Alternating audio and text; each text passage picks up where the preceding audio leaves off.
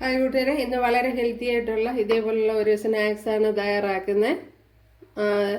ഇത് ബേക്ക് ചെയ്തെടുക്കുന്നതാണ്. ഉണ്ടല്ലോ, നല്ല സോഫ്റ്റിൽ കിട്ടിയിട്ടുണ്ട്. അപ്പോൾ ഇതെങ്ങനെയാണ് തയ്യാറാക്കണതെന്ന് നോക്കാം. വീഡിയോയിലേക്ക് പോവാം. ഹായ് കൂട്ടുകാരെ, സെൻബ്ലോസിലേക്ക് സ്വാഗതം. ഇന്ന് റവ വെച്ച് ഒരു ഹെൽത്തി ആയിട്ടുള്ള സ്നാക്സ് നോക്കാം. ബേക്ക് ചെയ്തെടുക്കുന്നതാണ്. അതെങ്ങനെയാണെന്ന് നോക്കാം. അതിനായിട്ട് 1 ഗ്ലാസ് വറുത്ത റവയാണ് എടുത്തിരിക്കുന്നത്. അപ്പോൾ വീഡിയോയിലേക്ക് പോകാം. ഈ റവയിലേക്ക് 1 ഗ്ലാസ് പാലെടുത്തിട്ടുണ്ട്, അത് ചേർത്ത് കൊടുക്കുക. ഇനി ഇതിലേക്ക് 1/2 ഗ്ലാസ് വെള്ളവും കൂടി ചേർത്ത് കൊടുക്കുക. അപ്പോൾ 1/2 ഗ്ലാസ് നല്ലതുപോലെ ഒന്ന് കലക്കി കൊടുത്തിട്ടുണ്ട്. ഇതിലേക്ക് 1 നുള്ളു ഉപ്പൂടെ ചേർത്ത് കൊടുക്കുക. ഇത്രയും ഈസ്റ്റ് എടുത്തിട്ടുണ്ട്. 1 ടീസ്പൂൺ വരെ അല്ലെങ്കിൽ 1/4 ടേബിൾ സ്പൂൺ ഈസ്റ്റ് ചേർത്ത് കൊടുക്കുക. 1 ടേബിൾ സ്പൂൺ ഷുഗർ ചേർത്ത് കൊടുത്തിട്ടുണ്ട്. ഇവിടെ കറണ്ട് പോയി കൂട്ടിയാരെ, അതുകൊണ്ട് വെളിച്ചക്കുറവുണ്ട്. ഇതിലേക്ക് 1.5 ടേബിൾ സ്പൂൺ വെള്ളവും കൂടെ ചേർത്ത് കൊടുത്ത് നല്ലപോലെ ഒന്ന് യോജിപ്പിച്ചെടുക്കണം. നല്ലതുപോലെ യോജിപ്പിച്ചെടുത്തിട്ടുണ്ട്. ഒരു 10 മിനിറ്റ് റെസ്റ്റ് ചെയ്യാം. 3 ഏലക്ക എടുത്തിട്ടുണ്ട്. അപ്പോൾ ഇതിന്റെ കുരു ഒന്ന് ഇളക്കിയെടുക്കണം.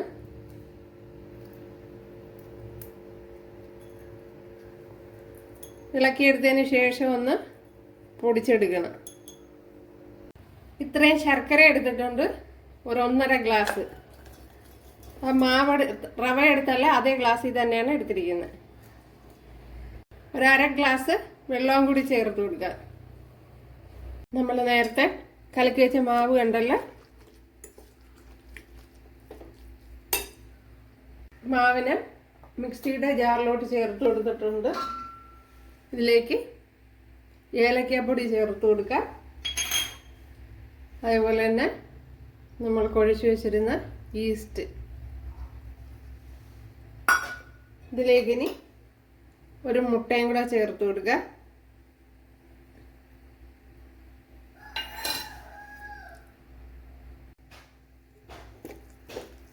അപ്പോഴും മിക്സിയുടെ ജാറിലൊന്ന് അടിച്ചെടുത്തിട്ടുണ്ട്.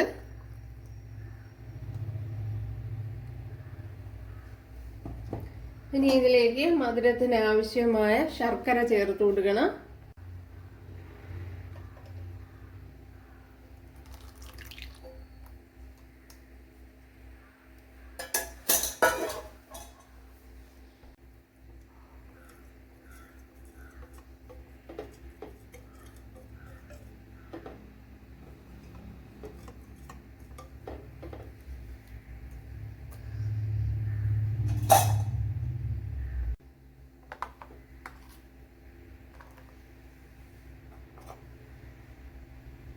ഇനി ഇതിലേക്ക് കുറച്ച് മൈദ ചേർത്ത് കൊടുക്കുക. അതായത് പർപ്പസ് ഫ്ലോർ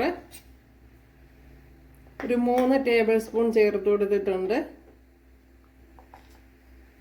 ഇനി നല്ലപോലെ ഒന്ന് യോജിപ്പിച്ചെടുക്കണം. കുറച്ച് വെള്ളം കൂടി പോയി കൂട്ടിയാൽ, അതുകൊണ്ട് തന്നെ കുറച്ച് റവയും കൂടി ചേർത്ത് കൊടുക്കുക.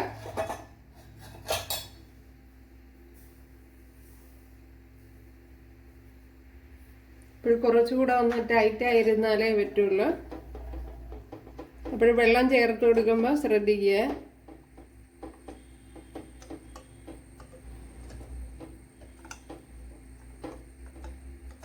കാര്യമായിട്ട് വെള്ളം കൂടിപ്പോയി. കുറച്ചുകൂടെ ടൈറ്റിന് വരണം അത്. അപ്പോൾ വെള്ളം കുറച്ച് എടുക്കുക. ശർക്കരയ്ക്ക് എടുക്കുമ്പോഴത്തേനും അതേപോലെ നമ്മൾ പശുവും പാലൊക്കെ എടുത്തല്ല, 1 ഗ്ലാസ് പാൽ മാത്രം ചേർത്ത് കൊടുത്താൽ മതി. അതാ വെള്ളം കൂടിപ്പോയാൽ മൈദാമാവെല്ലാം ചേർത്ത് കൊടുത്ത് ടൈറ്റാക്കി എടുക്കുക. അപ്പോഴെനിക്കിപ്പം മൈദാമാവ് തീർന്നു പോയി. അപ്പോഴിപ്പം വെള്ളം കറക്റ്റായിട്ട് വന്നിട്ടുണ്ട്, കണ്ടല്ല. ഇതിനി കുറച്ചുകൂടി ഒന്ന് കുറുവും. കുറച്ച് സമയം കൂടെ കഴിയുമ്പോൾ ഒരു 10 മിനിറ്റ് ഒന്ന് റെസ്റ്റിന് വെക്കണം. അപ്പോഴും വെള്ളം കൂടി പോവാതെ ശ്രദ്ധിക്കണം. അഥവാ കൂടിപ്പോയാൽ ഇതേപോലെ റവ മാവോ അല്ലെങ്കിൽ മൈദ മാവെല്ലോ ചേർത്ത് ഒന്ന് ടൈറ്റാക്കി എടുക്കുക. അപ്പോഴതിന് ആദ്യമേ ശ്രദ്ധിച്ച് പിന്നെ ശർക്കരയിൽ വെള്ളം ഒഴിക്കുമ്പോഴും പാലെടുക്കുമ്പോഴൊക്കെ ശ്രദ്ധിക്കുക. ചിലപ്പോൾ ഇതെല്ലാം വെള്ളം കൂടി പോകാനുള്ള ചാൻസ് ഉണ്ട്.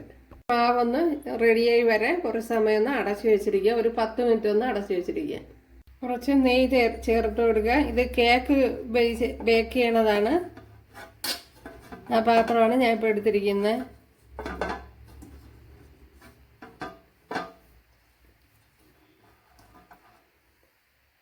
കുറച്ച് വെളുത്ത എള്ള എടുത്തിട്ടുണ്ട്, അത് ചേർത്ത് കൊടുക്കുക.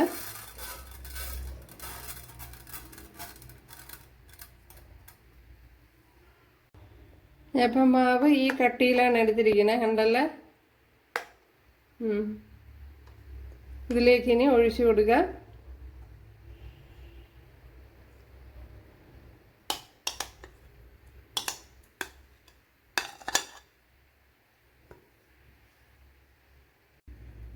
ഞാനിപ്പോൾ എയർ ഫ്രൈയിലാണ് ചെയ്യുന്നത്. അതിനകത്തേക്ക് ഒരു പാത്രം വെച്ച് കൊടുത്തിട്ടുണ്ട്. ഇതിലേക്ക് എല്ലാ മാവും ഒഴിച്ചു കൊടുക്കുക.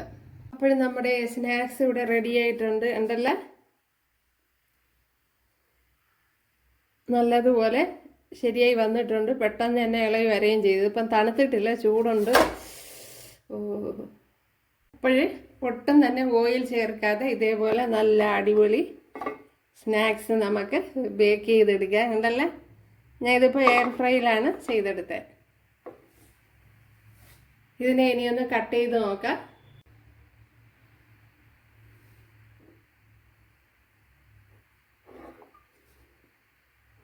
അപ്പം ഇപ്പോഴും നല്ലതുപോലെ തണുത്തിട്ടില്ല.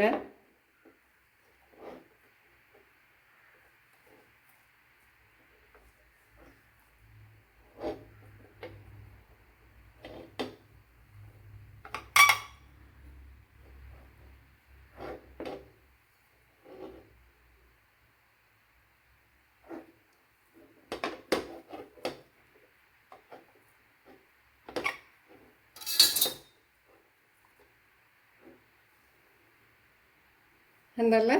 അപ്പോൾ ഇതേപോലെ ഒട്ടും ഓയിൽ ചേർക്കാതെ നമുക്ക് തയ്യാറാക്കി എടുക്കാവുന്നതാണ്. സോഫ്റ്റ്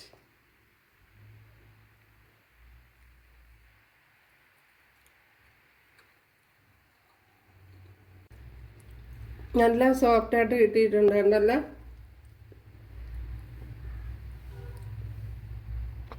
അപ്പോൾ കണ്ടല്ലേ, കൂട്ടുകാരെല്ലാവരും ചെയ്ത് നോക്കാം. ഇഷ്ടമായാലൊന്ന് സബ്സ്ക്രൈബ് ചെയ്ത് സപ്പോർട്ട് ചെയ്യുക. അപ്പോൾ അടുത്തൊരു വീഡിയോ ആയിട്ട് കാണാമെന്ന് പറഞ്ഞുകൊണ്ട് എല്ലാവർക്കും താങ്ക്സ്.